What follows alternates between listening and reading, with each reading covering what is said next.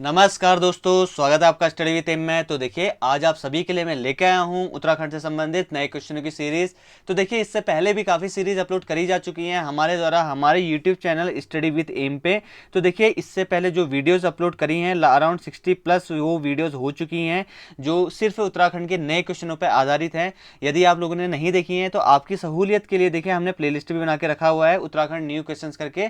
तो आप चाहें तो इस प्ले लिस्ट पर भी जाके वे सारी वीडियोज़ देख सकते हैं जो कि आगामी जितनी परीक्षाएं हैं आपकी एक दिवसीय परीक्षाएं हैं तो उन सभी के लिए काफ़ी महत्वपूर्ण होने वाली हैं। ठीक है, तो देखिए ये जो मैं आज ये पार्ट है वो 31 है। और इस वीडियो को स्टार्ट करने से पहले आप सभी लोगों से रिक्वेस्ट करना चाहता हूं, यदि आप लोगों ने अभी तक हमारे यूट्यूब चैनल को सब्सक्राइब नहीं किया है तो प्लीज़ उसे सब्सक्राइब जरूर कर लीजिएगा। इसमें जितने भी वीडियोज़ आती हैं सब आपके लिए ही आती हैं, आपकी इन्फॉर्मेशन के रिगार्डिंग हो गया, आपके नॉलेज की रिगार्डिंग हो गया, आपके पेपर के रिगार्डिंग हो गया, सारी चीज़ें ही आप लोगों के लिए आ रही हैं। तो आपको यूट्यूब चैनल को सब्सक्राइब जरूर करना चाहिए। यदि आपको हमारी वीडियो पसंद आएंगी तो लाइक एंड शेयर जरूर करना बिल्कुल ना भूलें। ठीक है, तो देखिए आज के मैंने पिछली बार जो वीडियो बनाई थी उसमें मैंने आप सभी लोगों से बोला था कि आप अपना स्कोर नीचे कमेंट करिएगा। तो बहुत कुछ अधिकतर लोगों ने बिल्कुल कमेंट ही नहीं किया, बहुत सारे लोगों ने वॉच किया उसे तो, लेकिन उस पर कमेंट किसी ने नहीं किया। लेकिन देखिए आज की इस वीडियो पे भी आपने कमेंट करना है। देखिए जो लोग यहाँ पे कमेंट करेंगे अराउंड 25 क्वेश्चन है, आपका कितना स्कोर रहा है वो आपको कमेंट करना है।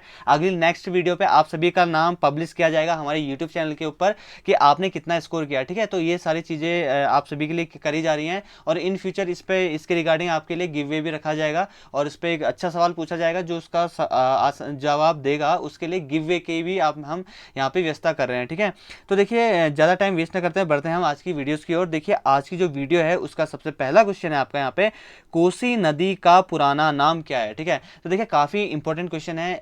जो लोग नोट करना चाहते हैं वो पेपर और पेन लेके बैठ जाइए, इनको नोट करते रहिए, काफ़ी इंपॉर्टेंट है आप सभी लोगों के लिए। ठीक है, तो देखिए जो आपका कोसी नदी है इसका जो पुराना नाम है वो है आपका कौसकी। ठीक है, कौसकी नाम है आपका, कोसी नदी का काफ़ी महत्वपूर्ण नदी बन जाती है। ठीक है, देखिए जो आपकी कोसी नदी एकमात्र ऐसी नदी है जो हिमनद से नहीं निकलती है। ठीक है ना, तो इसको आप याद रखिएगा, ये हिमनद से नहीं निकलती है, ये मिलजुल के बनती है एक नदी जो कि बाद में रामगंगा पे मिल जाती है। तो देखिए ये क्या है, देखिए जो कोसी नदी है आपकी, ये कोसी नदी का जो उद्गम होता है वो अल्मोड़ा जनपद के बारामंडल परगने के बौरारी पट्टे से इसका उद्गम स्थल होता है। माना यह भी जाता है कि कुछ लोगों का जो इसका उद्गम होता है वो होता है आपका कहाँ से, वो होता है आपका कौसानी से। ठीक है, तो इस चीज़ को याद रखिएगा, कौसानी जो जगह है उसी के आसपास से कोसी नदी का आपका उद्गम स्थल माना जाता है। इसी के देखिए कोसी के रिगार्डिंग आपको एक पौराणिक कथा मैं बता देता चाहता हूँ। एक पौराणिक कथा मैंने भी पढ़ी थी, आप सभी लोगों को बताता हूँ। देखिए जो पौराणिक मान्यता है उनके अनुसार देखिए जो कोसी नदी है ना, इसको शापित नदी माना जाता है। देखिए कोसी नदी को क्या माना जाता है आपका, इसको आप याद रखिएगा, शापित नदी माना जाता है कोसी नदी को। ठीक है, तो देखिए माना यह जाता है कि आपका ये जो मैं नदियों के नाम बता रहा हूँ इनको आप नोट कर लीजिएगा। ठीक है, तो देखिए माना यह जाता है आपका कोसी नदी होगी, ठीक है, उसका रामगंगा, सरयू नदी, उसके बाद भागीरथी नदी, उसी के साथ साथ आपका काली नदी, गोरी नदी और यमुना नदी। ठीक है, तो देखिए इन 7 नदियों के नाम लिखने का मतलब यही है। देखिए जो आपकी कोसी नदी थी, रामगंगा नदी थी, सरयू नदी थी, आपकी भागीरथी नदी थी, काली नदी थी, गोरी नदी थी, यमुना नदी, ये 7 जो नदियां हैं ये आपस में बहनें मानी जाती थी। पौराणिक गाथाओं के अनुसार, पौराणिक मान्यताओं के अनुसार जो गाथाएं हैं उनमें ये माना जाता है कि आपकी जो कोसी नदी है, रामगंगा नदी है, सरयू नदी है, भागीरथी होगी, काली नदी, गोरी और यमुना नदी, ये 7 बहनें थी। ठीक है, लेकिन जो इन 7 बहनों में से जो सबसे गुस्सैल जो बहन थी वो थी आपकी कोसी। ठीक है, जिसका नाम कोसी, और आप देखते हैं काफी गुस्सैल नदी भी है, तो एक गुस्सैल मिजाज की थी। ठीक है, तो एक बार होता क्या है कि ये जो 7 बहनें हैं इन्होंने एक जगह पे मिलने का क्या किया, प्लान बनाया कि हम एक जगह पे मिलेंगे और वहां से आगे की रणनीति तैयार करेंगे। तो होता क्या है कि उस अगले ही दिन कोसी नदी जिस स्थल पे मिलने का इनका प्रोग्राम था वहां पे पहुंच जाती हैं और बाकी नदियां नहीं पहुंची होती हैं। जिसके चलते मैंने पहले ही बताया था, आपकी जो कोसी नदी है काफ़ी गुस्सैल नदी थी, तो वो अपना रास्ता चले जाती हैं और अपने अलग रास्ते से प्रवाह हो जाती है। तो इसी के चलते जब बाकी की जो 6 बहनें हैं वो वहाँ पे आती हैं, तो वो कोसी नदी को जब देखती हैं कि वो पहले ही बह चुकी है, तो वो उसको श्राप दे देते हैं कि कोसी नदी हमसे अलग थलग ही बहेगी। तो इसीलिए देखिए यहाँ पे ये पौराणिक मान्यताएं हैं, ये पौराणिक गाथा है जो मैंने भी पढ़ा था और आप लोगों के सामने शेयर किया। ठीक है, तो ये एक छोटी सी कहानी थी जो मैंने आपको बताया। ठीक है, तो बढ़ते हैं हम अपने अगले क्वेश्चन की ओर। अगला क्वेश्चन आपका देखिए यहाँ पे, राज्य की वीर गाथाओं को किस नाम से जाना जाता है। ठीक है, तो देखिए बहुत यूनिक क्वेश्चन हैं, आप लोग इसको नोट जरूर कर लीजिएगा। देखिए जो आपके राज्य की वीर गाथाएं हैं इनको किस नाम से जाता है, वो जाना जाता है आपका पवाड़ा। ठीक है, पवाड़ा, पवाड़ा नाम से जाना जाता है आपकी जितनी भी वीर गाथा है। जैसे वीर गाथाओं का मतलब जो भी जिन जिन भी गाथाओं से आपका पराक्रम और वहाँ पे योद्धाओं का बात चलती है, योद्धाओं की बात चलती है, वो वीर गाथा होते हैं जिनसे वीरों की बातें आती हैं। जागरों में सुना होगा आपने, तो उन वीर गाथाओं को क्या कहते हैं, पवाड़ा कहते हैं। ठीक है, इन चीज़ों को आप याद रखिएगा।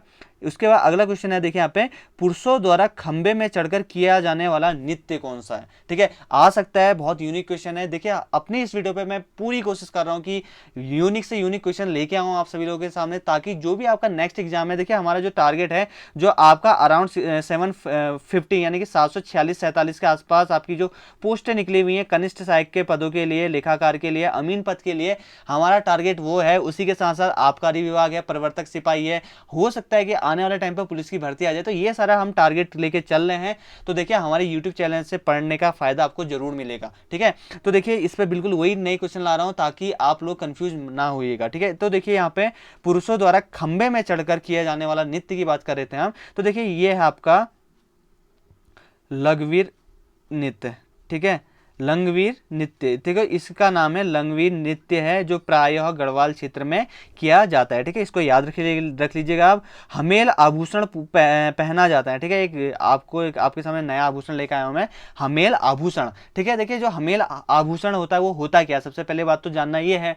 ठीक है, उसी के बाद पता चल पाएगा कि इसको पहना कहा जाता है। तो देखिए जो आपका हमेल आभूषण है, इसी को, इसके अन्य नाम भी है, जिसे इसको कहते हैं रुपए माला। ठीक है, उसी के साथ साथ इसको कहते हैं आपका चवन्नी माला। चवन्नी माला के साथ इसको कहते हैं अठन्नी माला। ठीक है, इसके नाम है, ये आपका हमेल जो आभूषण है उसके नाम है आपके रुपए माला हो गया, चवन्नी माला हो गया, अठन्नी माला हो गया। देखिए ये माला इस टाइप से होती है। ठीक है, आप माला से समझ ही गए होंगे कि इसको गले में ही पहना जाता है। ठीक है, जो आपका हमेल जो आभूषण है वो कहाँ पहना जाता है, गले में पहना जाता है। ठीक है, तो इस चीज़ को आप याद रखिएगा। देखिए सिक्के की माला होती है, जो हमेल माला आपने कहीं चित्रों में या कहीं पर पौराणिक कहीं दूर जगह गए हो जहाँ पर अभी भी ये जो मान्यता है, जो अभी भी ये परंपरा है, ये संस्कृति है जो चल रही है, तो आपने देखा होगा इसी के साथ साथ यहाँ पे क्या होते थे, ऐसे करके सिक्के गच्छे होते थे मालाओं में। ठीक है, तो देखिए ये इन मालाओं का प्रयोग पहले किया जाता था, अब फिलहाल प्रचलन में नहीं है।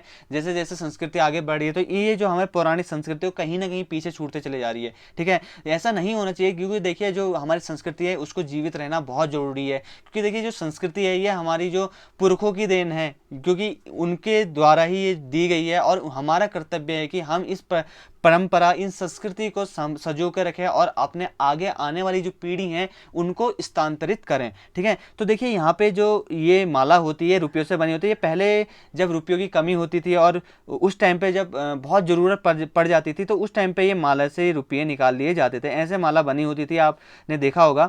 ठीक है, नहीं होगा तो एक बार आप सर्च कर सकता, अगर आपको मिल जाएगा। मेरे को इसके फोटो नहीं मिली तो मैं इस बार नहीं लगा पा रहा हूँ। ठीक है, तो इस टाइप से एक माला होती थी, इसको आप याद रखिएगा। और उम्मीद ये करता हूँ जिस तरह से मैंने चित्र के जरिए आप सभी लोगों को समझाया, तो इस तरीके से आपको याद रहेगा ये।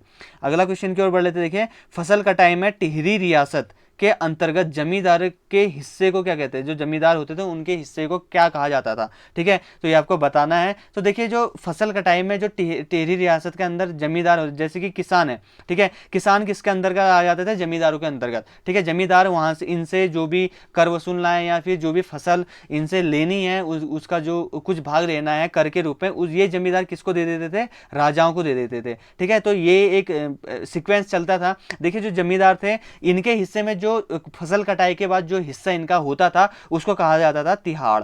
ठीक है, इसको याद रखिएगा, तिहाड़ कहा जाता था इसको, इंपॉर्टेंट है काफी और आने वाले टाइम पे यूके ट्रिपल एससी के द्वारा पूछा जा सकता है। ठीक है, तो देखिए दोस्तों, अगर हमारी ये वीडियो पसंद आ रही हो तो लाइक करने में कोई कंजूसी नहीं दिखाइएगा, बिल्कुल लाइक करते रहिए, शेयर करते, अपना नीचे स्कोर जरूर बताइएगा कि स्कोर कितना आ रहा है, और कमेंट में जरूर बताइएगा कि वीडियो कैसी लग रही है। ठीक है, रिव्यू जरूर दीजिएगा।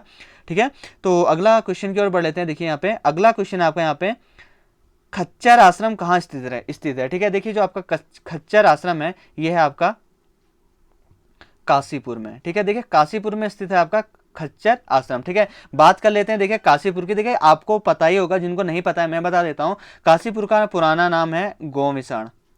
ठीक है, गोविसण है, काफी बार पूछा जा चुका है, पहले पूछा जाता था, अब पूछने की ये जो प्रवृत्ति है ये कम हो गई है कि पुराने नाम, और लगभग पूछ लिया ही जाता है। तो आपको याद रखना होगा कि काशीपुर का नाम गोविसण भी है। उसी के साथ साथ एक और नाम बता रहा हूं मैं, इसको याद रखिएगा, उज्जैनी, ये यो है। ठीक है, उज्जैनी नगरी। ठीक है, काशीपुर का अगला नाम और दूसरा नाम क्या है आपका, उज्जैनी नगरी भी कहा जाता है काशीपुर को। ठीक है, अब बात करते हैं काशीपुर नगर, जो काशीपुर नगर है उसको बसाया किसने। ठीक है, तो देखिए चंद राजा होते थे आपके, देवीचंद, आप सभी ने पढ़ा होगा, देवीचंद द्वारा यहाँ पे उनके एक पदाधिकारी थे देवीचंद के, उनका नाम था क्या, काशीनाथ, काशीनाथ, काशीनाथ अधिकारी। ठीक है, इनका नाम था आपका काशीनाथ अधिकारी। इनके द्वारा ही आपका जो काशीपुर है इसको बसाया गया, इन्हीं को इसका श्रेय दिया जाता है। ठीक है, एक और इंपॉर्टेंट बात बता देता हूं, देखिए जो आपका काशीपुर है यहाँ पे IIM है, यानी कि इंडियन इंस्टीट्यूट ऑफ मैनेजमेंट। ठीक है, ये यहाँ पे काफी बार पूछा जाता है कि उत्तराखंड में एक बार जो IIM है वो कहाँ पे स्थित है, आपको याद रखना होगा, ये है आपका काशीपुर में। ठीक है, जो कि आता है आपका उधम सिंह नगर जिले में। ठीक है, इसको याद रखें, जो IIM की स्थापना हुई वो हुई थी आपकी 2011 में, इसको आप याद रखिएगा। IIM का फुल फॉर्म लिख लीजिएगा, जिन लोगों को नहीं पता है इसका फुल फॉर्म, इसका फुल फॉर्म होगा इंडियन इंस्टीट्यूट ऑफ मैनेजमेंट। ठीक है, तो इस चीज को आप याद रखिएगा। अगला क्वेश्चन की ओर बढ़ लेते हैं। देखिए अगला क्वेश्चन आपका, मालन पशु विहार किस जनपद में स्थित है। ठीक है, काफी इंपॉर्टेंट है, आने वाले टाइम पे बिल्कुल पूछा जाएगा। तो देखिए जो आपका मालन जो पशु विहार है आपका, वो स्थित आपका कहाँ पे, वो स्थित आपका पौड़ी में। ठीक है, पौड़ी गढ़वाल में स्थित आपका मालन पशु विहार। ठीक है, बात कर लेते हैं पौड़ी गढ़वाल की। देखिए पौड़ी गढ़वाल को मैंने पहले भी कई बार बता दिया है, 1840 में इसको जिला बनाया गया था। ठीक है, जैसे इसको जिला बनाया गया तो उससे पहले क्या था कि ब्रिटिश गढ़वाल की जो राजधानी थी वो श्रीनगर हुआ करती थी 1840 से पहले। तो जैसे इसको 1840 में जिला बनाया तो इस ब्रिटिश गढ़वाल की जो राजधानी है उसको स्थानांतरित करके कहाँ ला दिया गया, पौड़ी में ला दिया गया। ठीक है, इस चीज को याद रखिएगा। ठीक है, उसी के साथ साथ आप बात करते हैं पौड़ी गढ़वाल के बारे में। तो देखिए जो पौड़ी गढ़वाल है ये आपका है कंडोलिया पहाड़ी के तलहटी पे बसी हुई है। ठीक है, कंडोलिया पहाड़ी, कंडोलिया, इसको आप याद रखिएगा, कंडोलिया पहाड़ी के तलहटी पे इसको बसा हुआ है आपका पौड़ी गढ़वाल। ठीक है, उसी के साथ साथ एक दो चीजें और बता देता हूँ। देखिए 1992 में पौड़ी गढ़वाल को क्या घोषित किया गया, हिल स्टेशन। ठीक है, हिल स्टेशन घोषित किया गया था 1992 में। और उसी के साथ साथ 1969 में क्या बनाया गया था, इसको गढ़वाल मंडल का मुख्यालय एक बनाया गया। ठीक है, हेडक्वार्टर बनाया गया 1969 को। ठीक है, गढ़वाल मंडल का क्या बनाया गया था, इसको मुख्यालय बनाया गया। ठीक है, इन चीजों का याद रखिएगा, काफी इंपॉर्टेंट है। और जो आने वाले टाइम है उसमें यह जो क्वेश्चन है ये पूछने की संभावनाएं अधिक बन जाती हैं। ठीक है, इसीलिए मैं एक क्वेश्चन के साथ साथ आपको लिंक करके बताते रहता हूं कि कौन कौन से क्वेश्चन पूछे जाने की यहाँ पे संभावना बनी हुई है। ठीक है, उसी के साथ साथ अगला क्वेश्चन की ओर बढ़ लेते हैं। यहाँ पे अगला क्वेश्चन है, यहाँ पे देखिए आपका, लाखों उड्यार के समीप कौन सी नदी बहती है। ठीक है, काफी इंपॉर्टेंट है ये। फिलहाल जहां तक मुझे याद आ रहा है ये आपका हाईकोर्ट से पहले एक पेपर हुआ था, तो उसमें यूके ट्रिपल एससी के एग्जाम में आया हुआ है ये क्वेश्चन आया हुआ है कि जो लाखों उड्यार है उसकी स्थापना किसके द्वारा करी गई। ठीक है, तो ये हल्का सा मेरे को माइंड पे क्लिक करा है, पेपर का नाम तो याद नहीं आ रहा, अगर आपको याद आ रहा हो तो आप नीचे कमेंट बॉक्स में कमेंट जरूर करिएगा। ये क्वेश्चन बन चुका है। देखिए आपका लाखों उड्यार के समीप जो नदी बहती है वो कौन सी नदी बहती है। ठीक है, तो देखिए ये नदी है आपकी सुयाल नदी। ठीक है, याद रखिएगा कौन सी नदी है आपकी, सुयाल नदी बहती है। ठीक है, अब बात कर लेते हैं लाखों उड्यार के बारे में, कहां पे स्थित है लाखों उड्यार। तो देखिए जो लाखों उड्यार है वो है आपका अल्मोड़ा जनपद में स्थित। ठीक है, इसकी जो खोज करी थी वो करी थी आपके 1968 में, किसके द्वारा, MP जोशी के द्वारा, ठीक है। MP जोशी जी के द्वारा इनकी जो लाखो उड्यार है उसकी खोज करी गई थी 1968 में, ठीक है। और ये कहाँ है आपका, अल्मोड़ा जिले में। अल्मोड़ा जिले से आगे अगर आप अल्मोड़ा जिला गए हैं, अल्मोड़ा मुख्यालय गए हैं, तो अल्मोड़ा से पिथौरागढ़ के मार्ग में, जो पिथौरागढ़ मार्ग है वहाँ पे आपका बाड़े छिना सेराघाट वाले मार्ग पे आपका बाड़े छिना पड़ता है। बाड़े छिना से जस्ट थोड़ा सा पीछे आपका दल बैंड है, ठीक है। उसी के आसपास क्या है आपका, दल बैंड के ही पास आपको लाखो उड्यार जो गुफा है वो देखने को मिल जाएगी। यदि कभी कोई जो विद्यार्थी हैं या जो तैयारी कर रहा है वो अल्मोड़ा की साइड आए तो इस लाखो गुफा को जरूर देख के जाइएगा, ठीक है। यहाँ पे देखिए जो आपका लाखो गुफा है, यहाँ पे क्या क्या चीज़ें मिली है, यहाँ पे मिली है देखिए आपका जो पशु हैं, पशु और मानव हैं, उनके रंगीन चित्र मिले हुए हैं कहाँ पे, लाखो उड्यार में, ठीक है। इस चीज़ को याद रखिएगा, लाखो उड्यार में पशु और मानव के रंगीन चित्र मिले हुए हैं, ठीक है। इन चीज़ों को याद रखिएगा, जिनको पता नहीं है नोट डाउन कर सकते हैं। बार बार रिपीटिशन करने का मेरा एक ही मतलब है, आपके माइंड पे छप जाए, ठीक है, ताकि आप हमारी वीडियोस को भी देखें तो अगर आप उनको सुनते भी रहिएगा तो आपके माइंड पे क्लिक कर जाएगा वहां पे एग्जाम पॉइंट पे, ठीक है। तो इस चीज को याद रखिएगा। अगला क्वेश्चन की ओर बढ़ लेते हैं। देखिए यहाँ पे अगला क्वेश्चन आपका देखिए यहाँ पे, किस स्थान को चित्रशाला के नाम से जाना जाता है, ठीक है। ये भी एक बहुत इंपॉर्टेंट क्वेश्चन बन जाता है और बहुत बार कहीं पे किताबों में दिया ही नहीं रहता कि किस स्थान को चित्रशाला के नाम से जाना जाता है। तो याद रखिएगा, चित्रशाला के नाम से जाना जाता है आपका रानी बाग, ठीक है। रानी बाग को जाना जाता है। और बहुत से लोग जो कुमाऊं परिक्षेत्र से नहीं है, जो गढ़वाल मंडल से हमारी ये वीडियो देख रहे हैं, तो देखिए जो आपका रानी बाग है वो आता है आपका नैनीताल जनपद में, ठीक है। नैनीताल जनपद में आता है आपका रानी बाग। हल्द्वानी से जस्ट थोड़ा सा पीछे अल्मोड़ा की तरफ को रानी बाग पड़ता है। रानी बाग को ही यहाँ पे जो चित्रशाला है उसको चित्रशाला के नाम से भी जाना जाता है, ठीक है। तो इस चीज़ को याद रखिएगा। बात कर लेते हैं, देखिए नैनीताल जिले के नैनीताल की बात है तो इसको मैं आपको मैप के जरिए दिखाता हूँ, क्योंकि बीच बीच में मेरे को ध्यान नहीं रह रहा है कि आपको मैप के जरिए से दिखाना है। तो देखिए ये है आपका नैनीताल जनपद। नैनीताल जनपद देखिए इसको क्या कहा जाता है, आपको पौराणिक नाम क्या है, झीलों की नगरी। तो कहीं आ जाएगी झीलों की नगरी किसको कहा जाता है, तो ये भी किसको कहा जाता है, नैनीताल को कहा जाता है। सप्त सरोवर इसको कहा जाता है, ठीक है। देखिए नैनीताल की जो खोज करी थी, जिन लोगों को नहीं पता है, जो नए बच्चे हैं वो याद रख लीजिए, इसकी जो खोज करी थी वो पी बेरन के द्वारा करी गई थी 1841 में, ठीक है। 1841 में पी बेरन के द्वारा आपकी नैनीताल की है उसकी खोज करी गई थी, ठीक है। उसके बाद देखिए खोज का मतलब ये नहीं होता, इससे आप ये अलग पॉइंट ऑफ व्यू मत ले जाइएगा कि नैनीताल की खोज का मतलब ये उससे पहले किसी ने नैनीताल देखा ही ना होगा, ठीक है। ऐसा नहीं है। नैनीताल की खोज का मतलब ये है कि नैनीताल को दुनिया के सामने लेके आने का, जो प्रसिद्धि लाने का जो श्रेय जाता है वो जाता है आपका पी बेरन को, ठीक है। पी बेरन के द्वारा यहाँ पे समृद्धि हुई, ठीक है। उसके बाद देखिए यहाँ पे 1891 में नैनीताल को जिला बना दिया गया। और उसी के साथ साथ देखिए 1854 में, याद रखिएगा सन याद रखिएगा, 1854 में कुमाऊं का इसको क्या बनाया गया, मुख्यालय भी बनाया गया, किसको, नैनीताल जिले को, ठीक है। तो इन चीज़ों को याद रखिएगा, काफ़ी इंपॉर्टेंट होती हैं और पेपर और परीक्षा की दृष्टि से भी काफ़ी इंपॉर्टेंट हैं, ठीक है। अगला क्वेश्चन की ओर बढ़ लेते हैं। देखिए अगला क्वेश्चन है आपका, राज्य के डाक विभाग का पहला एटीएम कहां पर स्थित है, ठीक है। जो डाक विभाग द्वारा देखिए अब वहां पे भी एटीएम की व्यवस्था स्टार्ट कर दी गई है डाक विभाग में। तो राज्य का जो डाक विभाग है उसका पहला एटीएम कहां पर खोला गया, तो इसको याद रखिएगा कहां पर खोला गया था, वो खोला गया आपका देहरादून में, ठीक है। देहरादून में ये खोला गया था। आपका जो पोस्ट ऑफिस है उसका प्रथम एटीएम ये खोला गया था आपका देहरादून में। अगला क्वेश्चन की ओर बढ़ लेते हैं। देखिए अगला क्वेश्चन आपका, पाथा क्या है, ठीक है। तो बहुत सारे लोगों को तो पता होगा कि पाथा क्या है, जो डीप स्टडी करते हैं, तो लेकिन जिन लोगों को नहीं पता है उन लोगों को मैं बताना चाहता हूं। देखिए जो पाथा है, पहले के टाइम पे अनाज नापने के लिए, अनाज की मात्रा को मापने के लिए एक पारंपरिक बर्तन होता था, जिसके वो अलग अलग उसका हो सकता है। तो देखिए जो पाथा था वो ये अनाज को मापने के लिए यूज किया जाता था और ये पारंपरिक बर्तन था हमारा, जो कि आज के टाइम पे विलुप्त होने की कगार पे है और अधिकतर मात्रा में कहा जाए तो ये विलुप्त ही हो चुका है, ठीक है। तो पाथे से क्या करते थे पौराणिक टाइम पे, तो पुराने समय में उसके पाथा के जरिए आप यहाँ पे अनाज नापा करते थे, ठीक है। अनाज को नापा जाता था यहाँ पे, ठीक है। तो इस चीज़ को याद रखिएगा। अगला क्वेश्चन आपका देखिए यहाँ पे, गढ़वाल के इतिहास का दुखद वर्ष किसको कहा जाता है, कौन सा कहा जाता है, ठीक है। तो देखिए वहाँ पे ऑप्शन हो सकते हैं, जैसे कि 1801 हो गया, 1802 हो गया, आपका 1803 हो गया और 1804 हो गया, ठीक है। तो याद रखिएगा जो आपका गढ़वाल के इतिहास का सबसे दुखद वर्ष था वो था आपका 1803। अब ये कैसे था और इसको दुखद वर्ष क्यों कहा गया है, ठीक है, तो इसके बारे में भी आपको थोड़ी सी नॉलेज दे देता हूँ। जिन लोगों को नहीं पता है तो उन लोगों को भी अब पता चल जाएगा। देखिए वो होता क्या है कि 1790 में, सबसे पहले 1790 के आसपास को ले चलता हूँ मैं।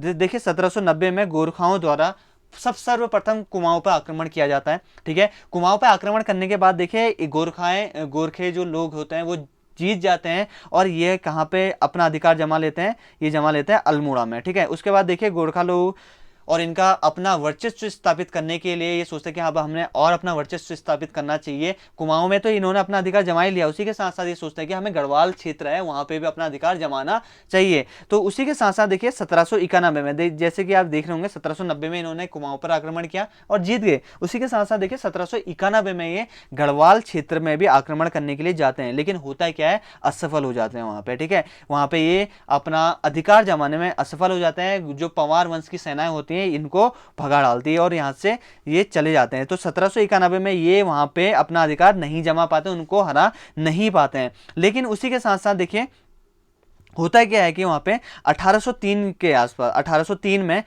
वहां पे जो गोरखा है, गोरखा के जो सेनापति हैं उनपे क्या होता है कि हस्तदल चौतरिया और अमर सिंह थापा के नेतृत्व में, ठीक है, इन दो नामों को आप याद रखिएगा, हस्तदल चौतरिया, हस्तदल, ठीक है, हस्तदल चौतरिया और कौन बताया मैंने, अमर सिंह थापा, अमर सिंह थापा, अमर सिंह थापा, इन दोनों के नेतृत्व में क्या होता है, गोरखा जो सेना होती है वो गढ़वाल पे दोबारा आक्रमण कर लेती है 1803 में, ठीक है। और उसी के साथ साथ वहां पे जो उस टाइम पे पवार वंश के जो राजा थे प्रद्युम्न शाह, वो श्रीनगर छोड़ के चले जाते हैं और वहां पे कौन अपना अधिकार जमा लेता है, वो जमा लेता है आपका गोरखा लोग, ठीक है। तो इसीलिए यहाँ पे कहा गया है कि आपका गढ़वाल के इतिहास में सबसे दुखद वर्ष जो होता है वो होता है आपका 1803 का। क्यों? क्योंकि वहां पे जो गोरखा लोग होते हैं वहां पे अपना अधिकार जमा लेते हैं और वहां पे उस टाइम पे 1803 के आसपास वहां पे क्या आता है, भीषण अकाल भी आ जाता है, ठीक है।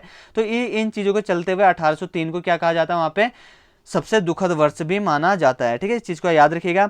उसके बाद देखिए अगला क्वेश्चन आपका यहाँ पे, गिरिराज किशोर संग्रहालय कहां पर स्थित है, ठीक है, इस चीज को आप याद रखिएगा। गिरिराज किशोर संग्रहालय कहां पर स्थित है, ये है आपका अगेन पौड़ी में, ठीक है। देखिए पौड़ी में है, पौड़ी के बारे में मैंने आप सभी को बता दिया है, ठीक है, और काफ़ी सारी चीज़ें बता दी गई हैं इससे पहले भी पौड़ी के द्वारा, तो आप उसको भी देख लीजिएगा और उससे नोट डाउन कर लीजिएगा। बार बार एक ही वीडियो में पौड़ी के बारे में बताते रहूँगा तो वीडियो क्या हो जाएगी, काफ़ी लंबी हो जाएगी, ठीक है।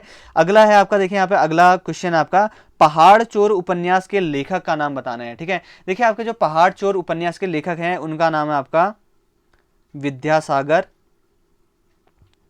नौटियाल, ठीक है।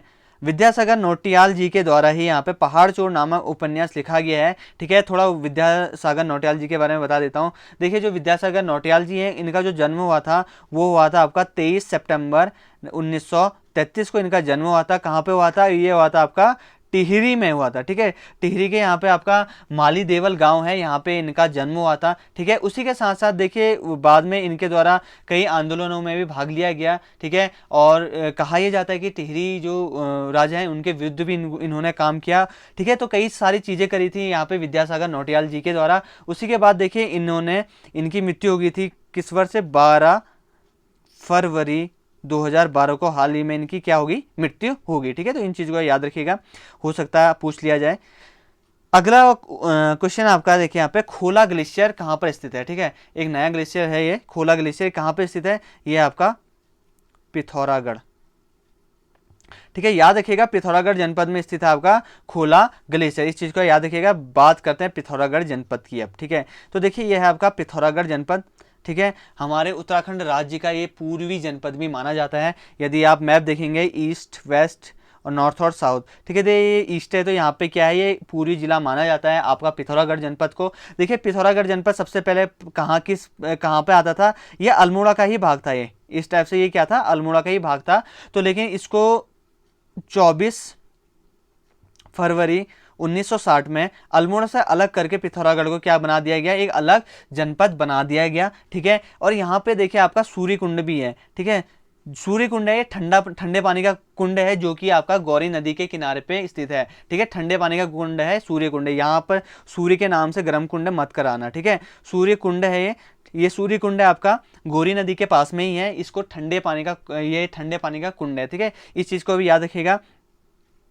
पिछले वीडियो में मैंने एक बहुत इंपॉर्टेंट चीज़ बताई थी आप सभी लोगों को। पिथौरागढ़ में एक वन्य जीव विहार है जिसका नाम आपका अस्कोट वन्य जीव विहार, काफ़ी इंपॉर्टेंट है। देखिए अस्कोट जो वन्य जीव विहार है, पूछने की संभावना ज़्यादा है, इसीलिए मैं इस पर ज़्यादा फोकस कर रहा हूँ। देखिए जो अस्कोट वन्य जीव विहार है उसकी स्थापना 1986 में हुई थी। ठीक है, इसका जो अगर क्षेत्रफल की बात करें तो इसका जो क्षेत्रफल है वो क्या है, 600 वर्ग किलोमीटर, यानी 600 वर्ग किलोमीटर स्क्वायर इसका क्षेत्रफल है। और ये किस लिए प्रसिद्ध है, अस्कोट वन्य जीव विहार किस प्राणी के लिए प्रसिद्ध है, तो इसको याद रखिएगा, ये कस्तूरी मृग के लिए काफ़ी प्रसिद्ध है, आपका कस्तूरी मृग विहार। ठीक है, तो ये काफी इंपॉर्टेंट है, इस चीज को आप याद करिएगा। ठीक है, अगला क्वेश्चन की ओर बढ़ लेते हैं। देखिए अगला क्वेश्चन है आपका, भारत के स्वतंत्र होने के बाद गढ़वाल का राजा कौन था। ठीक है, इंपॉर्टेंट क्वेश्चन है। देखिए जो भारत के स्वतंत्र हुए उस टाइम पे उसके बाद गढ़वाल को जो राजा था वो था आपका मानवेंद्र शाह।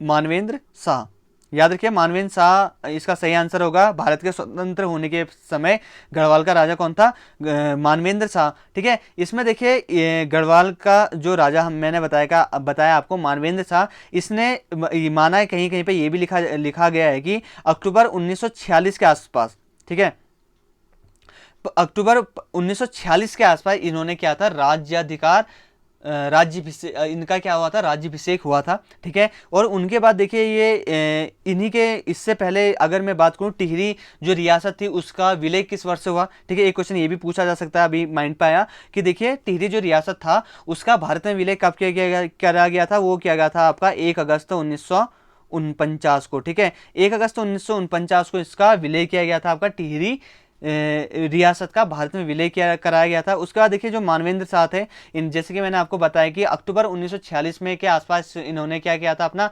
राज्य अधिकार किया था, अपना राज्य में अधिकार किया था इनके द्वारा, मानवेंद्र शाह के द्वारा। लेकिन इनकी मृत्यु कब हो गई थी, 5 जनवरी 2007 को, 5 जनवरी 2007 के आसपास इनकी क्या हो गई थी, मृत्यु हो गई थी। ठीक है, तो इन चीज़ों को याद रखिएगा। अगला क्वेश्चन है आपका, देखिए यहाँ पे, राज्य के किस जनपद में चौरानी घाटी स्थित है। ठीक है, चौरानी घाटी कहाँ पर स्थित है आपको ये बताना है, वो राज्य का किस जनपद में चौरानी घाटी स्थित है, ये तो ये होगा आपका देहरादून। ठीक है, देहरादून में स्थित है आपका चौरानी घाटी, तो इस चीज़ को याद रखिएगा। जिनको नहीं पता वो लोग नोट डाउन कर सकते हैं। ठीक है, उसी के साथ साथ अगला क्वेश्चन की ओर बढ़ते हैं। देखिए अगला क्वेश्चन आपका यहाँ पे, महाभारत में विशालपुरी किसे कहा गया है। ठीक है, तो इस चीज़ को याद रखिएगा। महाभारत में जो विशालपुरी कहा गया है वो कहा गया आपका बद्रीनाथ को। किसको कहा गया है, बद्रीनाथ को कहा गया है आपका विशालपुरी। ठीक है, बात कर लेते हैं बद्रीनाथ जो हमारे चारों धामों में से एक धाम है। यहाँ पे ये है, कहाँ पे स्थित है, ये है आपका चमोली जनपद में स्थित है आपका बद्रीनाथ धाम। ठीक है, यहाँ पे देखिए भगवान विष्णु की पूजा होती है। ठीक है, भगवान विष्णु की यहाँ पे पूजा होती है। ठीक है, यह अगर पूछ लिया जाता है कहीं कहीं पे ये भी पूछा जा सकता है, आपका जो बद्रीनाथ धाम है चारों धामों में से एक धाम है, वो किस नदी के किनारे पे है, तो याद रखिएगा वो किस नदी के किनारे है, अलकनंदा। ठीक है, अलकनंदा नदी के किनारे पे स्थित है। ठीक है, और बद्रीनाथ धाम की समुद्र तल से ऊंचाई भी पूछी जा सकती है, क्योंकि कई बार देखिए मैच दी फॉलोइंग में आता है कि बताइए 4 धाम दे देंगे, उन्हीं के आसपास उन्हीं के सामने आपको समुद्र तल से ऊंचाई बताने के लिए कह देंगे, तो आपको पता होना चाहिए जो आपका बद्रीनाथ धाम है उसकी समुद्र तल से जो ऊंचाई है वो है आपका 3133 मीटर। ठीक है, ये आपकी समुद्र तल से ऊंचाई है आपकी बद्रीनाथ धाम की। ठीक है, तो इस चीज़ को याद रखिएगा। देखिए जो बद्रीनाथ धाम है वो शीतकालीन में उसके कपाट बंद हो जाते हैं। उसके बाद देखिए बसंत पंचमी जो होती है उस पर्व के दिन यहाँ पे बद्रीनाथ धाम के कपाट खोलने की तिथि तय होती है, जो नॉर्मल अप्रैल और मई के टाइम पे निर्धारित करी जाती है। ठीक है, तो एक चीज़ ये याद रखिएगा। उसी के साथ साथ आपको ये भी पता होना चाहिए कि मंदिर में जो है दक्षिण भारत के रावलों के द्वारा वहाँ पे पूजा करी जाती है, जो कि केरल के क्या होते हैं, नम्बूद्री संप्रदाय के क्या होते हैं, ब्राह्मण होते हैं। ठीक है, ये भी पूछा जाता है, हो जा सकता है कि देखिए जो आपके बद्रीनाथ मंदिर में जो पूजा करते हैं जिन्हें क्या कहा जाता है, मैंने बताया रावल कहा जाता है, वो किस संप्रदाय के ब्राह्मण है, तो आपको याद रखना है वो है आपके नम्बूद्री भूदरी जो संप्रदाय हैं उस संप्रदाय के ब्राह्मण हैं। बहुत बार हमने ये भी देखा गया है कि जो यूके ट्रिपल सी है वो मंदिर को शैली पे बहुत सारे क्वेश्चन पुट कर रही है, तो आपको ये भी पता होना चाहिए जो बद्रीनाथ मंदिर है वो किस शैली में बना हुआ है, वो है आपका मुगल शैली। तो ये सारी चीज़ें हैं जो आपको याद होनी चाहिए। मुगल शैली में बनाया गया है वो मंदिर, ठीक है। इसका जो पुनर्निर्माण किया गया था वो किसके द्वारा किया गया था, अजय पाल के द्वारा वहाँ पे बद्रीनाथ जो मंदिर है उसका पुनर्निर्माण किया गया था, ठीक है। ये सारी चीज़ें हैं जो मैं आप सभी लोगों को बद्रीनाथ धाम के बारे में बता रहा हूँ, काफ़ी इंपॉर्टेंट है क्योंकि आने वाले टाइम पे कहीं से भी क्वेश्चन पुटअप हो सकता है। ये नहीं कि जो मैंने आपको एक क्वेश्चन बता दिया सिर्फ वही क्वेश्चन पूछा जाएगा, ऐसा बिल्कुल भी नहीं है, ठीक है। देखिए जो मैं क्वेश्चन बता रहा हूँ उसी से संबंधित, उसी से लिंक करते हुए सारे क्वेश्चनों के डाउट्स आप सभी लोगों के सामने क्लियर कर रहा हूँ, ताकि आपको एक क्वेश्चन के जरिए, यहाँ पे मैं नॉर्मली 25 क्वेश्चन लाता हूँ, मेरा पूरा फोकस होता है कि आपको 25 क्वेश्चन से 100 क्वेश्चन के आसपास अराउंड वहाँ पे आपको इस वीडियो में सारे क्वेश्चन कवर करा दिए जाएं, ठीक है, चाहे वो छोटे हों चाहे वो बड़े हों। तो और बाकी अगर आपको हमारी ये वीडियो पसंद आ रही होगी, फिर से एक बार रिक्वेस्ट करूंगा, पसंद आ रही होगी तो हमारी ये वीडियो, तो आप हमारी इस वीडियो को लाइक एंड शेयर करना बिल्कुल भी ना भूलें। और जिन्होंने अभी तक सब्सक्राइब नहीं किया है तो प्लीज़ रिक्वेस्ट करता हूँ सब्सक्राइब कर लीजिएगा हमारे यूट्यूब चैनल को, ठीक है। अगली क्वेश्चन की ओर बढ़ते हैं। देखिए अगला क्वेश्चन है आपका यहाँ पे, डांग खर्क बुग्याल किस जनपद में स्थित है, ठीक है। अब बताना है आपको डांग जो खर्क बुग्याल है वो कहाँ पे स्थित है, तो वो है आपका चमोली जनपद में स्थित है आपका डाकघर के बुग्याल, ठीक है। चमोली जनपद बहुत ज्यादा बार आ चुका है, तो आपको मैं चमोली जनपद के बारे में बता दिए देता हूं। देखिए जो आपका चमोली जनपद ये है आपका, ठीक है, इसको देखिए पौड़ी से अलग करा गया था, ठीक है। पहले पौड़ी गढ़वाल के अंतर्गत आता था, इसको पौड़ी से अलग कर दिया गया था, ठीक है। ये जो चमोली जनपद है इसको 24 फरवरी, ठीक है, याद रख लीजिए 24 फरवरी 1960 को जनपद बनाया गया था।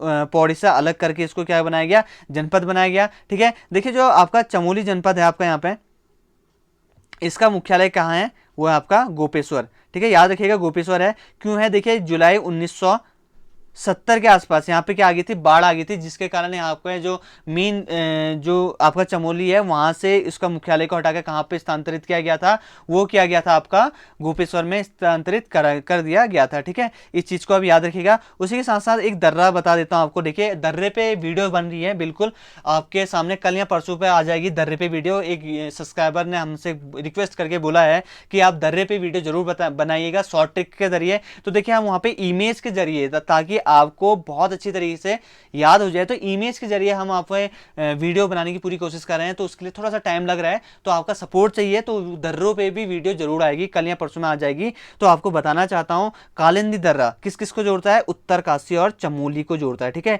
आपको याद रखना चाहिए यहाँ पे उत्तरकाशी और चमोली के बीच में एक दर्रा पड़ता है जो है आपका कालिंदी दर्रा, याद रखिएगा नाम कालिंदी दर्रा, ठीक है। कालिंदी दर्रा है जो उत्तरकाशी और चमोली जनपद को जोड़ता है, ठीक है। तो इस चीज़ को याद रखिएगा। बाकी जो दर्रे हैं उन पे जो डिटेल वीडियो है वो कल या परसों पे आपके सामने आ जाएगी, जहां पे सारे दर्रे उत्तराखंड के जितने भी दर्रे हैं वहां पे आपको क्लियर कर दिए जाएंगे, ठीक है। और आज से एक चीज़ और चीज़ याद रखिएगा, शाम को 7 बजे, ठीक है, 7 बजे के अराउंड आपके आसपास यहाँ पे स्टडी विद एम पे यहाँ पे हमारे यूट्यूब चैनल पे वीडियोज आ जाएंगी, तो आप अराउंड 7 बजे के आसपास यहाँ पे चेकआउट कर लीजिएगा, ठीक है। और बाकी जो लोग हमारे टेलीग्राम चैनल से नहीं जुड़े हैं वो लोग जुड़ जाइएगा, वहाँ पे मैं इंफॉर्मेशन डाल देता हूँ। और जो लोग जुड़ना चाहते हैं हमसे वो लोग हमारे YouTube चैनल को भी सब्सक्राइब कर सकते हैं। बगल में बेल आइकन होगा, इस बेल आइकन को प्रेस जरूर कर लीजिएगा, ताकि जो भी हम वीडियो डालें उसका नोटिफिकेशन आपके पास जल्द से जल्द पहुंच जाए, ठीक है। बढ़ते हैं अगले क्वेश्चन की ओर। देखिए अगला क्वेश्चन आपका यहाँ पे मितौला आश्रम स्थित है, कहाँ पे है आपका मितौला आश्रम, ये आपको बताना है। देखिए जो आपका मितौला आश्रम है वो है आपका अल्मोड़ा जनपद में स्थित, ठीक है। आपको अल्मोड़ा जनपद के बारे में बता देता हूँ। देखिए यहाँ पे है आपका अल्मोड़ा जनपद, ये है आपका अल्मोड़ा जनपद। देखिए जो अल्मोड़ा जनपद है यहाँ पे 2 नदियाँ बहती हैं, एक का नाम है कोसी नदी, एक का नाम है आपका सुयाल नदी, ठीक है। जैसे कि अभी मैंने सबसे पहले वाले क्वेश्चन पे बताया था कोसी नदी के बारे में, ठीक है। तो कोसी नदी भी अल्मोड़ा से होकर बहती है, ठीक है। इवन यहाँ पे अधिकतर जो अल्मोड़ा जनपद है वहाँ पे सब पूरे जो जल आपूर्ति करी जाती है कोसी नदी के ही थ्रू करी जाती है यहाँ पे, ठीक है। उसी के साथ साथ मैं बताना चाहता हूँ 1864 में यहाँ पे क्या क्या करा गया था, नगर पालिका का गठन किया गया था 1864 में। 1864 के बाद देखिए यहाँ पे 1891 में इसको क्या बना दिया गया, जिला बना दिया गया अल्मोड़ा को, ठीक है। उसके साथ ही मैं आपको बताता हूँ यहाँ पे अल्मोड़ा में अगर विधानसभा सीटों के बारे में पूछ लिया जाए तो कितनी विधानसभा सीटें हैं, 6 सीटें हैं यहाँ पे विधानसभा सीटें। उसी के साथ साथ देखिए अल्मोड़ा जिला आंतरिक जिलों में गिना जाता है, आंतरिक जिलों के अंतर्गत आता है। आपका कुमाऊं मंडल में पूछ लिया जाए तो आपका ये अल्मोड़ा और बागेश्वर 2 जिले ऐसे हैं जो कि आंतरिक जिले हैं। अब बात करते हैं अल्मोड़ा जिले के बारे में। देखिए अल्मोड़ा जिलों से 6 जिलों की सीमा स्पर्श करती हैं। सबसे पहले पौड़ी गढ़वाल, दूसरा आपका चमोली, तीसरा आपका बागेश्वर, चौथा आपका पिथौरागढ़, पांचवा है आपका यहाँ पे चंपावत, और छठा है आपका यहाँ पर नैनीताल। ठीक है, तो यहाँ पे 6 जिलों से संपर्क, 6 जिलों से टच करती है आपकी अल्मोड़ा की जो सीमाएं हैं। ठीक है, 7 जिलों से भी टच करती हैं जो कि है आपका पौड़ी गढ़वाल। ठीक है, पौड़ी गढ़वाल में 7 जिले टच करते हैं। ठीक है, ये चीज़ आप काउंट कर लीजिए। ठीक है, उसके साथ साथ अगला क्वेश्चन बढ़ लेते हैं। अगला क्वेश्चन आपका देखिए यहाँ पे, एबट पर्वत कहाँ पे स्थित है। ठीक है, काफ़ी इंपॉर्टेंट है। ठीक है, एबट पर्वत यहाँ पे कहा जाता है कि भूत लगता है। ठीक है, और भूतिया जगह है। इस पे एक जो पहले हॉरर सीरियल चलता था, ठीक है, तो वहाँ पे भी एबट पे यहाँ पे इन्होंने यहाँ पे शूटिंग करी हुई है। तो आप चाह जाएँ अपने यूट्यूब चैनल पे सर्च भी कर सकते हैं, एबट माउंट पे सीरियल जी टीवी पे आता था, तो वहाँ पे भी इसके ऊपर एक सीरियल बना हुआ है। ठीक है, तो उस हॉरर सीरियल का नाम तो मुझे याद नहीं है, तो जिन लोगों को याद है वो लोग नीचे कमेंट कर सकते हैं ताकि और लोग भी देख सकें। ठीक है, रात को मत देखिएगा वरना नींद आना भी मुश्किल हो जाएगी। ठीक है, देखिए जो एबट पर्वत है आपका, ये आपका लोहाघाट में पड़ता है। और लोहाघाट कहाँ पड़ता है आपका, चंपावत जनपद में। ठीक है, चंपावत जनपद में पड़ता है आपका लोहाघाट। ठीक है, उसी के साथ साथ आपको एक चीज़ और बता देता हूँ, लोहाघाट में एबट पर्वत तो है, उसी के साथ आपका यहाँ पे बाणासुर का किला भी है। ठीक है, और क्या है यहाँ पे, मायावती आश्रम। देखिए सभी जो है ये पूछे जाने वाले फैक्ट हैं कि मायावती आश्रम कहाँ पे स्थित है, ये भी लोहाघाट है, यह चंपावत जनपद के अंतर्गत आता है। बाणासुर का किला भी है, जो भी वो भी अल्मोड़ा में, सॉरी वो भी आपका लोहाघाट में ही स्थित है। ठीक है, उसी के साथ साथ आपका यहाँ पे एबट पर्वत है, वो भी वहाँ पे ही स्थित है आपका लोहाघाट में। ठीक है, तो ये सारी चीज़ें आप याद रखिएगा।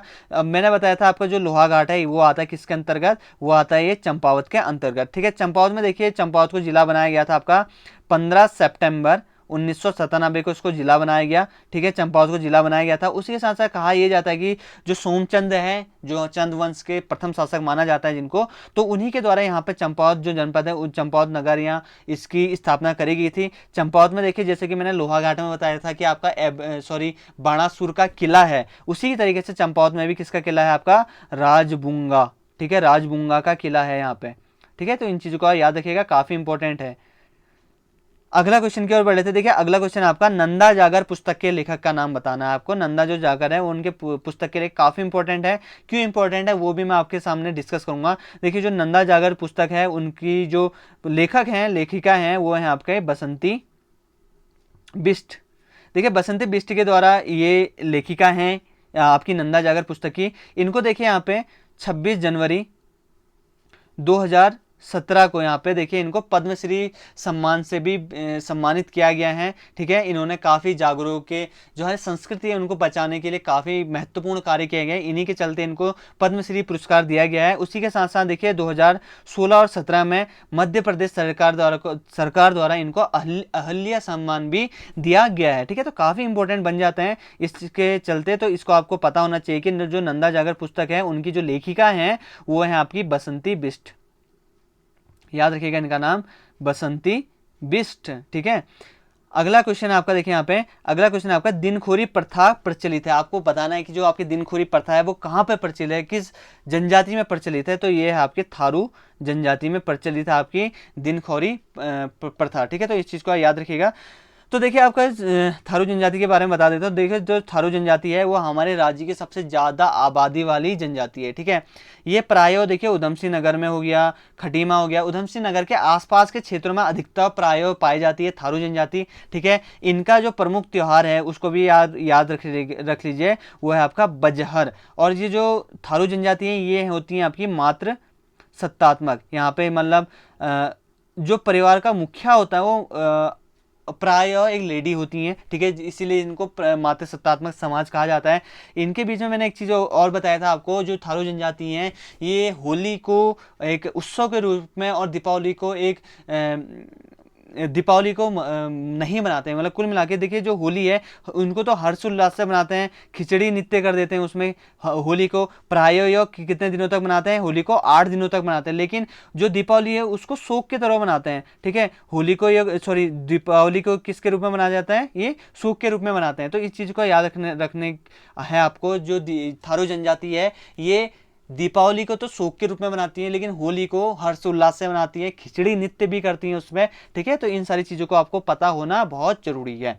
अगला क्वेश्चन है आपका, देखिए यहाँ पे, ग्रामीण विकास का संत कहा जाता है, किसको कहा जाता है? तो ये कहा जाता है आपका दीप जोशी, ठीक है। ये आपका दीप जोशी है, इनको कहा जाता है आपका ग्रामीण विकास का संत कहा जाता है। तो आपको याद रखना बहुत जरूरी है कि ग्रामीण विकास का संत किसे कहा जाता है? दीप जोशी को।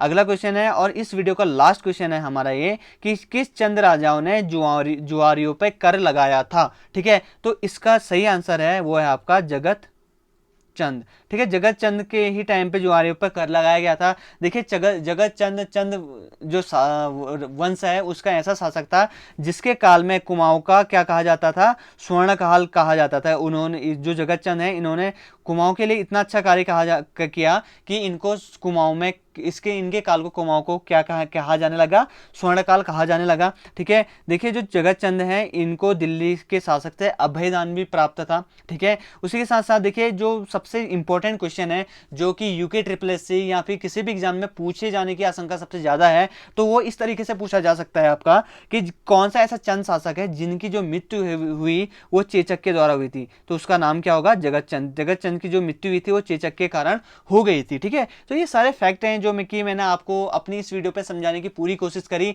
एक वीडियो के साथ, एक क्वेश्चन के साथ मैंने अराउंड 3 से 4 क्वेश्चन, 5 से 6 क्वेश्चन आपको समझाए हैं।